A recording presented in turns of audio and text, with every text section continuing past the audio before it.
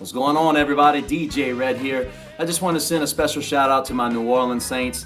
You guys put it down this season. You know, a lot of people didn't give you a chance when y'all started out 0-2. Y'all made it all the way to the divisional round. Who Dat Nation, we're going to be back next year, so don't worry about it. But with that being said, we're gonna have a lot of free time now that the football season's over with, because honestly, I think the Super Bowl is gonna suck this year. We're gonna have a lot of time on our hands for our Super Bowl parties, and why not just, let's learn a new game. Let's learn a game called Pedro. I've been getting a lot of comments on the comment that we made on the Notebook dub. Check it out.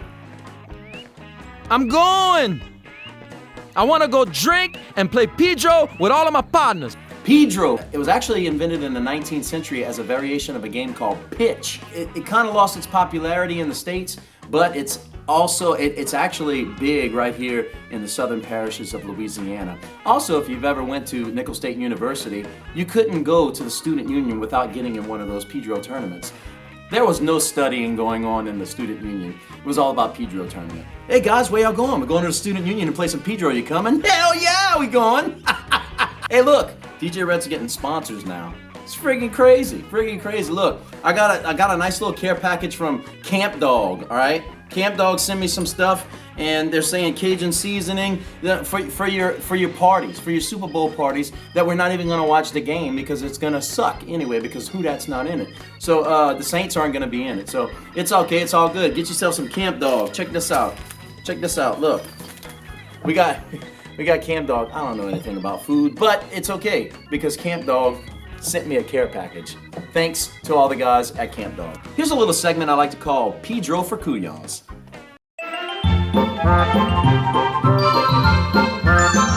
All right, so basically Pedro is a game that you play with a partner, okay? It's two people on a team, but there's gonna be 4 people at the table. Your partner's gonna be across from you, and the people that you're playing against is gonna be one to the left and one to the right. Now, down here in the South, you can name your teams, but basically if you're keeping score, the name of your team is us. If they're keeping score, the name of your team is them. Us and them. You guys know what I'm talking about. We play to 52. Now, some people play to 56, others play to 62. We play to 52. The object of the game is to get to 52 the quickest. Now, how you do that? Well, there's a variety of point cards. You hand out 3 cards at a time to everybody until everybody has 9 cards. Okay, so 3, 3, 3, 3, 3, 3, 3, 3, 3, 3, 3, 9 cards. All right, so your point cards are Ace, Jack, 10, 5, 5, Deuce. All in the same suit. The other 5 is the same color of the suit. So let's just say, for instance, this 5 right here is spade.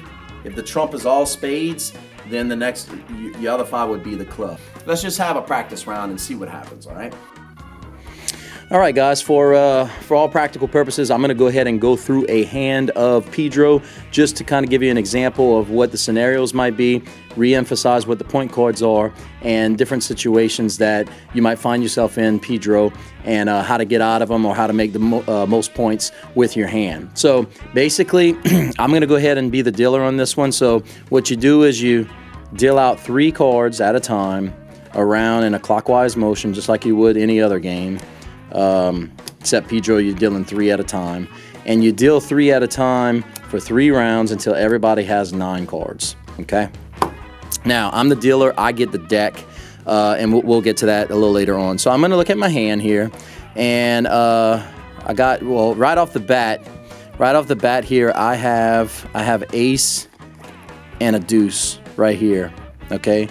That right there is a 7 hand. I would bid 7 if I get to it, but the bidding does not start with the dealer. It starts with the guy to the left of him, okay? So he's gonna start off the bidding.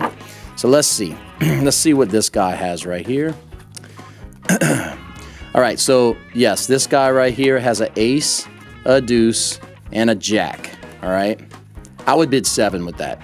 That's a good 7 hand right now, because what you're banking on is that you throw this ace, and then your partner across over here has a 5. You make that 5, then you automatically make your deuce. You make your bet, and you made 7. So I'm gonna bid 7 in clubs right here. But you don't say clubs, you say I go 7. Okay, goes to the next guy right here. Let's see if my partner has an 8 hand.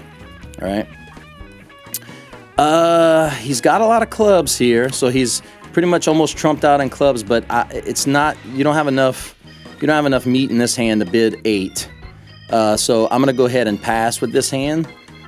So it goes to his partner. If I can grab the cards, let's see. All right.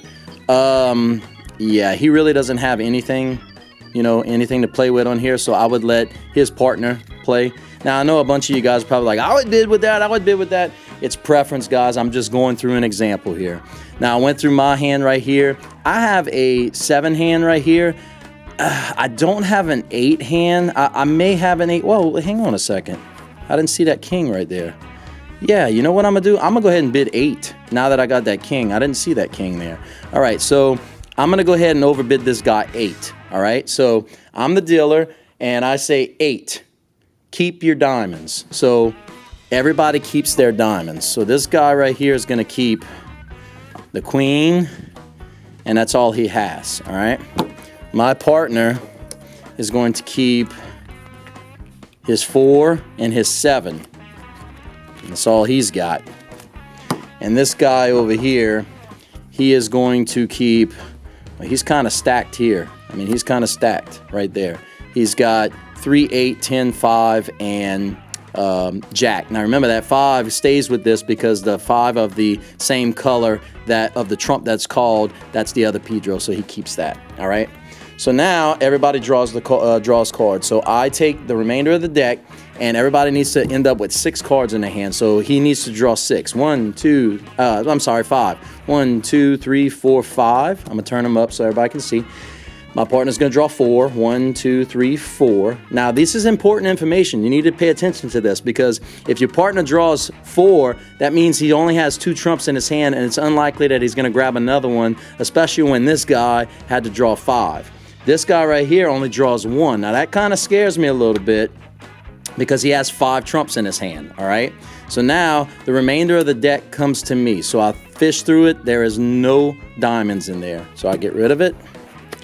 I take mine, 1, 2, 3, 4, 5, and I keep an off card to have 6 cards. All right, so now the game starts. Now, how are we gonna play this out? Well, of course, we are going to play the ace.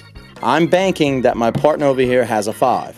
So I play the ace. This guy over here, he has a queen and a 5. Well, naturally, he's not gonna throw the 5 because I'm gonna make it. So he's gonna throw his queen, which is gonna make me happy because I know I got this king right here, all right? So that's out, all right? Now my partner here, I'm hoping he has a 5. He does not have a 5. So as your partner, you wanna throw your, you wanna throw your bull crap away, which is this right here. You wanna throw that away. You wanna keep your cards higher than 5 just in case it comes down to the last part and you can beat a 5 to get that 5. So he would throw his 4. And now I'm grunting. Oh man, I bid 8 and I don't even have a 5 on this. This guy over here, he's probably gonna throw his 3, okay? So I made absolutely nothing except 1 point because the ace is 1 point. So now I'm like, okay, I'm gonna come out with my king now because I need to get those big trumps out, okay? So this guy comes out. He has no other cards right here, okay? None. He can't play off because I played the trump that was called. He has to throw his 5, all right? So I'm like, woohoo! I made a 5 right there. My partner, all he has is this 7. He throws the 7 on it. This guy over here, he's gonna throw his 8. Reason why he throws his 8 is because he has a 10, a jack, and a 5. These are all point cards. The object of the game is to get as many points as possible. You do not want to throw point cards on the highest card, okay? So now I have 6 points, all right? I have 6 points. I got to get 2 more because I called 8. That was the bet, all right? So now I'm going to come out. I'm going to come out with my deuce because the deuce makes itself. So I got 7 points. Now I got to fish for 1 more point out there. This guy has nothing, so he's out. He's out, okay? My partner right here has nothing. He's out, okay? This guy right here, I threw my deuce, okay, like an idiot, thinking that they were going to have something and my partner would have something. This guy, the smartest thing for him to do is throw his 5. He throws his 5, he makes it, okay? He makes his 5 because the 2 don't beat a 5, all right? He makes his 5. He comes out. He's going to come out jack. I'm going to come out 6, He makes it. He's gonna come out 10. I throw my 9. He makes it. Guess what? DJ Rhett is set 8 points. I only made 7 points, okay? So the score would be, if I'm taking score us, it would be -8. They would have 7, okay? Because they got 1, 2, 7 right there. That's their 7 points, okay? So that's a typical round of Pedro. Now, when you play off, you can actually do that. Let's just say, for instance, I called diamond. I take my spade and throw a spade out, okay? This is where it gets kind of confusing because people say, oh, it's cutthroat, not cutthroat, whatever. This is how I play it. I don't know how you call it. I don't know if it's cutthroat or if it's not cutthroat, but this is how I play it. Pedro, the main objective of Pedro is to try to get as many points as possible. Not as many tricks as possible, as many points as possible. So to me, you don't have to throw this. So if you have an off card like this, you don't have to throw this. You can throw a heart. It doesn't matter because you're going after points. Most people say, no, if you have a spade, you have to throw a spade if it's an off card. To me, that doesn't make any sense because what are you trying to prove? You're going after points, okay, not tricks. This is more of like bull ray, okay? Bull ray, you have to play what that's called kickers. So if your kicker comes out and it's that, then you have to play on that if you have that. If you don't have it, then you play the trump. I don't want to confuse you, but that's the way to play off. Now, when you play off, you're banking that your partner's going to cover this guy to make sure he doesn't make a 5 if he does have a 5. So that, to me, if you throw off, you can throw off any type of card you want, all right? Now, if you have a trump and you want to throw it, you can throw it. That's up to you. Some people like to play that. Some people call it cutthroat, whatever. To me, like I said, you're going after points in Pedro. You're not going after tricks. So that's how you explain that. So I hope that explains stuff for you guys. I hope this explanation was great. Like I said, there's all kinds of different scenarios that come to Pedro. The main objective is that you want to get as many points as possible, or at least get the points that you bet. So if you bet 8, you want to make sure you make 8. If you don't, in this case, I got set 8. So the score is -8 plus 7. So now we got a hole we got to get ourselves out of. So that's the gist of Pedro right there. Without further ado, we'll see you on the next video. Peace. Boom. DJ Rhett. Out.